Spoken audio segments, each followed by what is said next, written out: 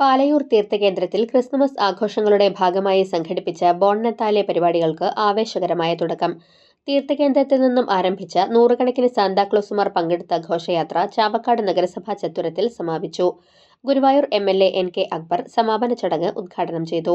Father doctor Davis Kannampuzha അധ്യക്ഷത വഹിച്ച ചടങ്ങിൽ ഫാദർ അഗസ്റ്റിൻ കുളപ്പുറം അനുഗ്രഹ പ്രഭാഷണം നടത്തി.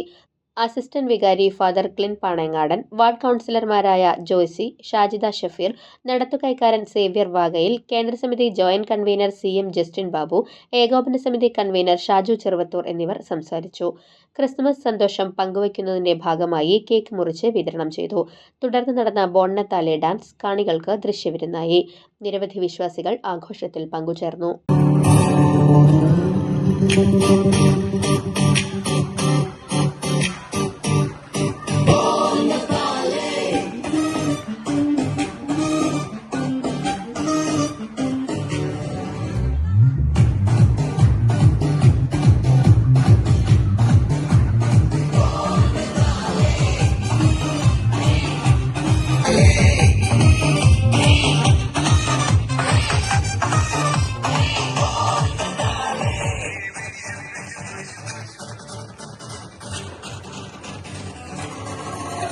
Oh.